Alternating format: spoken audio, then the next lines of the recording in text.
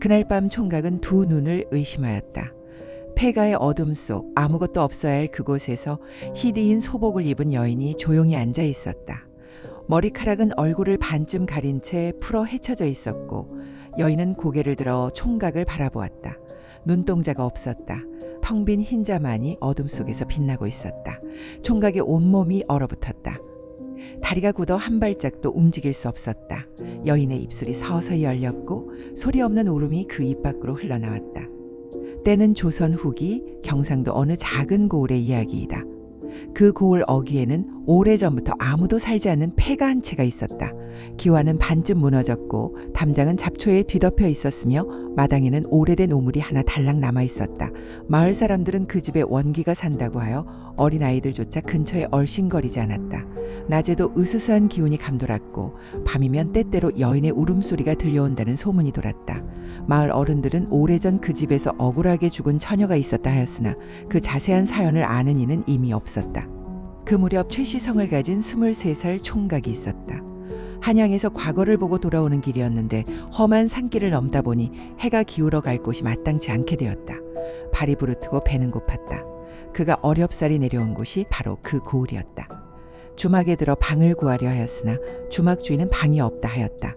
마을 이곳저곳을 기웃거렸지만 어느 집도 나그네를 드리려 하지 않았다. 그때 마을 노인 하나가 총각에게 다가와 고을 어귀에 빈집이 있으니 거기서 하룻밤을 보내는 것이 어떻겠냐 말하였다. 노인은 총각이 그 집이 어떤 집인지 물을 틈도 주지 않고 빠른 걸음으로 사라졌다. 최 총각은 하는 수 없이 그 폐가를 찾아갔다. 어둠 속에서도 집은 금세 보였다. 무너진 솥을대문, 잡초가 발목을 잡는 마당, 그리고 낡은 한 채. 총각은 촛불 하나에 의지하여 방 안으로 들어갔다. 방 안은 먼지와 거미줄로 가득하였으나 바람은 막아줄 수 있었다. 총각은 짐을 내려놓고 간단히 요기를 하였다. 피로가 쌓여 눈꺼풀이 무겁게 내려앉았다. 그러나 잠들려는 순간 방 안 공기가 갑자기 차갑게 변하기 시작하였다. 촛불이 이유 없이 흔들렸다. 바람 한 점 없는 밤인데도 불꽃이 좌우로 심하게 기우뚱거렸다. 그리고 그 순간 총각은 느꼈다. 누군가 자신을 바라보고 있다는 것을. 고개를 돌리자 그녀가 있었다. 흰 소복을 입은 여인이 방 안 구석에 무릎을 꿇고 앉아 있었다. 풀어헤친 검은 머리카락이 얼굴을 가리고 있었다. 총각은 비명도 지르지 못하였다. 숨이 목에 걸렸다. 그런데 그때 여인이 천천히 고개를 들었다. 눈물 자국이 얼굴 가득하였다. 그 눈에는 공포를 자아낼 것이라 예상하였던 분노나 흉기 같은 것이 없었다. 대신 말로 다할 수 없는 슬픔과 원통함이 가득하였다. 여인은 오열하였다. 소리 없는 울음이었으나 온몸이 떨릴 만큼 격렬하였다. 총각은 두려움 속에서도 그 울음이 자신에게 어떤 해를 끼치려는 것이 아님을 본능적으로 알아챘다. 총각은 마른 침을 삼키고는 여인에게 왜 우느냐고 물었다. 여인은 한참 동안 울다가 입을 열었다. 자신은 이 집에서 3년 전 죽은 처녀로 본래 이 고을 현감의 수청기생이 아닌 양가의 규수였다 하였다. 부친은 이 마을에서 명망 있는 선비였고 총각과 혼례를 약조한 사이였다. 그러나 혼례를 2달 앞두고 이 고을 이방이 여인을 탐내기 시작하였다. 이방은 권력을 쥔 자였다. 마을 사람들의 삶을 쥐락펴락하던 탐욕스러운 위인이었다. 이방은 여인의 아버지를 무고하여 죄인으로 만들었다. 잊지도 않은 죄를 꾸며내어 관아에 잡아들이고 딸을 포기하면 풀어주겠다 협박하였다. 아버지는 끝내 굴복하지 않았고 여인 또한 이방의 요구를 거부하였다. 이방의 분노는 거기서 멈추지 않았다. 아버지를 옥에 가두는 것만으로는 성이 차지 않았던 것이다. 이방은 아버지를 가혹하게 신문하도록 지시하였다. 늙은 선비는 매질을 견디지 못하고 옥안에서 숨을 거두었다. 여인은 그 소식을 전해 듣고 통곡하였다. 아버지의 시신조차 제대로 거두지 못한 채 집은 이방의 사람들에게 빼앗겼다. 혼인을 약조하였던 총각도 이방의 협박에 겁을 먹고 떠나버렸다. 하루아침에 아버지도 집도 혼사도 모두 잃어버린 여인은 이 집 우물 앞에서 스스로 목숨을 끊었다. 원통함을 가슴에 품은 채로. 그렇게 처녀 귀신이 되어 3년이 지나도록 이 폐가를 떠나지 못하고 있는 것이었다. 여인의 이야기를 모두 들은 총각은 분노와 연민으로 온몸이 떨렸다. 두려움은 어느새 사라지고 없었다. 억울하게 아버지를 잃고 집을 빼앗기고 홀로 죽어간 여인의 한이 가슴을 파고들었다. 총각은 여인에게 물었다. 이방이 지금도 이 고을에 있느냐고. 여인은 고개를 끄덕였다. 원한을 풀어줄 수 있는 방법이 있다면 무엇이든 하겠다고 총각은 다짐하였다. 그 말이 끝나자 여인은 흰 손을 들어 총각에게 무언가를 건네었다. 그것은 작고 낡은 옥비녀였다. 여인은 이 비녀가 아버지의 억울한 죽음과 이방의 죄를 증명하는 물증이라 하였다.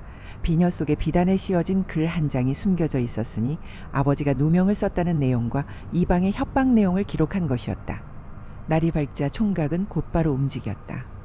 그는 원래 한양으로 돌아갈 계획이었으나 여인과의 약속을 저버릴 수 없었다. 마을을 돌아다니며 이방의 악행을 알고 있는 이들을 조용히 수소문하였다. 사람들은 처음에 두려워 입을 열지 않았다. 이방의 보복이 두려웠기 때문이다. 그러나 총각이 옥비녀를 내보이자 한 노파가 눈물을 글썽이며 입을 열었다. 노파는 3년 전 그 선비의 집 이웃에 살았던 사람으로 그날 밤 이방의 신복들이 선비의 집에 들이닥치는 것을 목격하였던 자였다. 또 다른 이웃도 용기를 내어 나섰다. 이방이 선비를 함정에 빠뜨리기 위해 거짓 밀고장을 꾸몄다는 사실을 아는 자가 한둘이 아니었던 것이다. 총각은 증언과 증거를 모아 관찰사가 있는 인근 대읍으로 달려갔다. 관찰사는 이름난 청백리로 백성의 억울함을 외면하지 않는 위인이었다. 총각은 옥비녀 속에 숨겨진 문서와 증인들의 진술을 관찰사 앞에 낱낱이 고하였다. 관찰사는 즉시 조사관을 파견하였다. 조사는 빠르게 진행되었다. 이방의 죄상은 하나하나 밝혀졌다.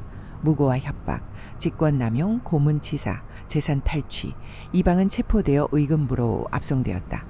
마을 사람들은 처음에는 믿지 못하겠다는 표정이었으나 이방이 포승에 묶여 끌려가는 모습을 보고서야 비로소 탄성을 터뜨렸다. 이방이 처벌을 받고 끌려간 그날 밤 총각은 다시 폐가로 돌아갔다. 처녀의 영혼에게 소식을 전하고 싶었던 것이다. 폐가의 마당 우물 앞에 서서 총각은 큰 소리로 고하였다. 이방이 잡혔노라고, 이제 억울함이 풀렸노라고. 그 순간 바람 한 점 없던 밤에 갑자기 마당의 잡초들이 일제히 흔들렸다. 우물 위에서 희미한 빛이 피어올랐다. 그 빛 속에 처녀의 모습이 어렴풋이 보였다. 전날 밤과는 달리 눈물이 없었다. 여인은 조용히 미소를 짓고 있었다. 그 미소는 길지 않았다. 빛이 점점 옅어지며 여인의 모습은 사라졌다. 그리고 마당에는 고요한 정적만이 남았다. 총각은 그날 이후 다시 한양으로 길을 떠났다. 과거를 다시 준비하려는 생각이었다. 그런데 길을 걷다 보니 발길이 자꾸 한 마을 쪽으로 향하였다. 마음이 이끄는 대로 들어선 그 마을에서 총각은 뜻밖의 인연을 만났다. 마을 입구에서 짐을 나르다 발을 헛딛고 넘어지려는 처자를 붙잡아 준 것이 시작이었다. 처자의 부친은 그 마을에서 훈장을 하는 학식 있는 양반이었다.